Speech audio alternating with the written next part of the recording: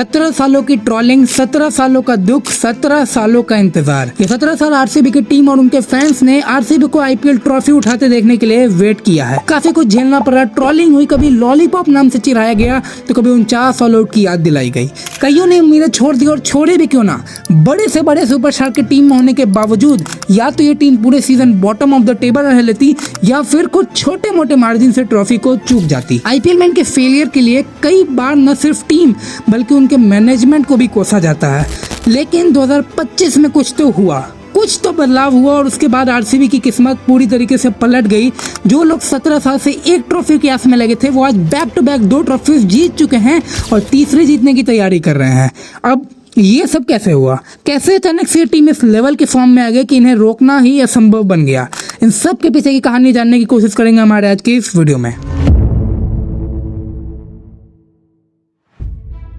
तो पिछले 17 सालों में आरसीबी की सबसे बड़ी दिक्कत थी इनकी कुछ चुनिंदे प्लेयर्स के ऊपर ओवर डिपेंडेंसी, और इसीलिए AB de Villiers, Chris Gayle, Shane Watson, Glenn Maxwell and most importantly Virat Kohli भी अब तक इस टीम को एक ट्रॉफी नहीं जिता पाए थे। बट अब कुछ बदलाव होते हैं। मो बोबार्ट, एंडी फ्लावर, दिनेश कार्तिक जैसे लोग अब इस टीम की कोचिंग स्टाफ का हिस्सा बन जाते हैं।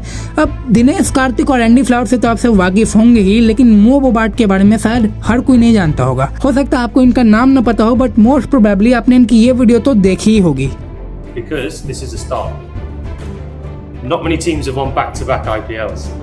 It's happened twice before. Yes. It's happened twice before. So get addicted to the feeling tonight, because it's that feeling that then drives the hunger to go again next year. That addiction to winning that trophy. जी हाँ, ये वही बंदा है जिसने 2025 final के बाद RCB की team से कहा था कि नेक्स्ट सीजन में हम एक बार फिर से फाइनल में पहुंचेंगे और बैक टू बैक टाइटल जीत के एमआई और सीएसके की इस रिकॉर्ड में बराबरी करेंगे। तो शायद अब इन्हें पहचान ही गए होंगे, तो और इनके बारे में कुछ और बातें करते हैं। तो भाई ये खुद तो कोई क्रिकेटर नहीं है, लेकिन क्रिकेट की कोचिंग में लंबे समय से इन्वॉल्व है। इनफैक्ट 2019 में इंग्लैंड क्रिकेट टीम के साथ रह चुके हैं और इनके अंडर इंग्लैंड की टीम ने 2019 का ओडीआई वर्ल्ड कप और 2022 का T20 वर्ल्ड कप भी जीता है। और फाइनली 2024 आईपीएल से पहले मो बोबार्ट आरसीबी को ज्वाइन कर लेते हैं और इनके आते से ही आरसीबी का परफॉर्मेंस तो बदलने लगता है और 2024 में भी ये एलिमिनेटर तक तो जाते हैं। और फिर 2025 में जैसे ही मेगा ऑक्शन आता है तब आरसीबी बहुत कुछ अनएक्सपेक्टेड करती है। अब उन्होंने क्या अनएक्सपेक्टेड किया उसे जानने से पहले अगर आपको ऐसे ही और वीडियोस देखने हैं तो आप फटाक से हमारे चैनल को सब्सक्राइब कर लीजिए और हमारी मेहनत पसंद आए तो इस वीडियो को लाइक कर दीजिए, क्योंकि उससे हमें और काम करने का मोटिवेशन मिलता है। अब 2025 का आईपीएल ऑक्शन आया और आरसीबी एक बहुत ही बड़े पर्स के साथ ऑक्शन में जाती है। और इतनी बड़ी पर्स थी तो सबको लग रहा था कि ये बड़े बड़े सुपरस्टार को अपनी टीम का हिस्सा बनाएंगी, बट आरसीबी के प्लान्स कुछ और थे। ऑक्शन में इन्होंने Phil Salt, Bhuvneshwar Kumar, Jitesh Sharma, Krunal Pandya, Tim David जैसे प्लेयर्स को बड़े बड़े प्राइस पे खरीदा और इस ऑक्शन से कई लोग इंक्लूडिंग कुछ आरसीबी फैंस भी खुश नहीं थे। और जब काफी लो प्राइस पे विल जैक्स एमआई की टीम में चले जाते और आरसीबी उनके लिए ज्यादा ट्राई भी नहीं करती तो इसके ऊपर भी उनके ऊपर दबाव के मीम्स बनते हैं। और अब लोग स्क्वाड में काफ़ी सारी कमियां निकाल रहे थे। लोग बोल रहे थे कि उन्होंने मेगा ऑक्शन में इतना बड़ा पर्स वेस्ट कर दिया है, बट अब जब ये टीम मैदान पे आई तो सबके मुंह बंद होने लगे। अब सीजन शुरू होने से पहले एक सवाल और था, कैप्टन कौन होगा?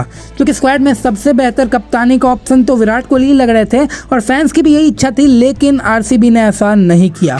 आरसीबी की मैनेजमेंट ने रजत पाटीदार को कैप्टन बना दिया, तो मतलब इस स्क्वाड को लीड करने वाला एक अनकैप्ड यंग कैप्टन होने वाला था। तो ढेर सारे सवालों और उम्मीदों के साथ आरसीबी 2025 का अपना पहला मैच केकेआर के खिलाफ खेलने आती है और वन साइडेड तरीके से जीत लेती है। और इतना ही नहीं, आगे के सभी मैचेस में भी वो अपने ट्रोलर्स को चुप कराते जाते हैं और प्रॉपर डोमिनेट करते हैं। जिन प्लेयर्स को इन्होंने बड़े बड़े सुपरस्टार की जगह पे लिया था उन्होंने कमाल का परफॉर्मेंस दिया। अब फिल सॉल्ट हर मैच में ताबड़तोड़ स्टार्ट दे रहे थे। विराट कोहली का तो वैसे ही कोई जवाब नहीं था, वो तो इतने सालों से ही परफॉर्म कर रहे थे। बट फर्क इस बार ये था कि वो इस बार अकेले नहीं थे। बॉलिंग की बात करें तो हेजलवुड और भुवनेश्वर की जोड़ी कहर भर पा रही थी और कृणाल पांड्या, जिनसे किसी को कुछ खास उम्मीदें ही नहीं थी, वो भी शायद आईपीएल के अपने प्राइम में आ चुके थे। चाहे बॉलिंग हो या बैटिंग, वो पूरी तरीके से आरसीबी के लिए कंट्रीब्यूट कर रहे थे और कैप्टनसी में रजत पाटीदार भी बिल्कुल पीक पे आ चुके थे। अब ऐसी टीम के साथ वो आसानी से प्लेऑफ में आ जाते हैं और फिर क्वालिफायर 1 जीत के फाइनल में भी एंट्री ले लेते हैं और फाइनल में पीबीकेएस को हरा के वो फाइनली 17 साल के बाद ट्रॉफी जीत ही लेते हैं और सारे ट्रोलर्स को शांत करवा देते हैं। और आखिरकार चख लिया है आईपीएल का अमृत आरसीबी ने। IPL 2026 में आरसीबी का पहला मैच एसआरएच के खिलाफ और अपने होम ग्राउंड पे आरसीबी 202 का बड़ा टारगेट लिटरली 16वें ओवर्स में ही चेज कर देती है और सबको बता देती है कि अभी आरसीबी का डोमिनेशन खत्म नहीं शुरू हुआ है। अब तो चाहे कोई भी टीम सामने हो, आरसीबी को तो कोई खौफ ही नहीं रह गया था और इनका कप्तान तो अलग ही मूड में आता था भाई। रजत पाटीदार ने पूरे आईपीएल सीजन में बैटिंग नहीं बॉलर्स की धुलाई करी थी और फिर सामने चाहे कोई भी टीम हो, आरसीबी का डोमिनेशन जारी रहा। नंबर 1 पे आरसीबी ने सीजन को फिनिश किया और पिछले साल की तरह क्वालिफायर 1 में उन्होंने जीटी को हराया नहीं बल्कि धो डाला और इसी धुलाई के बाद वो फाइनल में एक बार फिर से अहमदाबाद पहुंच गए और जीटी के खिलाफ फाइनल खेलते हुए एक बार फिर से उन्होंने जीटी को धो दिया और वन साइडेड तरीके से जीटी को हरा के back to back IPL trophy उठा ली और प्रूव कर डाला that 2025 was not a fluke. ये टीम सच में अनबीटेबल है। और क्या आपको पता है कि फाइनल मैच के बाद ड्रेसिंग रूम में मो बोबार्ट ने टीम से क्या कहा? उन्होंने बोला कि आज तक के आईपीएल इतिहास में किसी भी टीम ने 3 लगातार ट्रॉफीज नहीं जीती और अगले सीजन हम ये काम करके दिखाएंगे। और जैसी इनकी टीम है ना भाई, मुझे लगता है ये जीत भी लेंगे। सबसे अच्छी चीज इस टीम में मुझे लगती है कि इनके हर मैच में कोई अलग प्लेयर मैच विनर बन के आता है, यानी 12 के 12 प्लेयर्स अपना 200% कंट्रीब्यूट करते हैं और भाई यही तो एक चैंपियन टीम की निशानी है यार। अब इस टीम में स्टेबिलिटी है, कोई भी प्लेयर्स इतनी जल्दी टीम से अंदर बाहर नहीं होता और सब अपने अपने रोल को परफेक्टली जान चुके हैं। तो यार मेरे हिसाब से तो आरसीबी का डोमिनेशन अभी लंबा चलने वाला है। लेकिन अगर आप चाहते हो कि हमारे चैनल के साथ आपका साथ लंबा समय तक बने रहे तो अभी हमारे चैनल को सब्सक्राइब करें और हमारी मेहनत थोड़ी सी भी पसंद आई है तो वीडियो को प्लीज़ लाइक करना और दोस्तों के साथ वीडियो को शेयर भी करना। बाकी हम मिलेंगे आपसे नेक्स्ट वीडियो में। Till then bye and thanks for watching.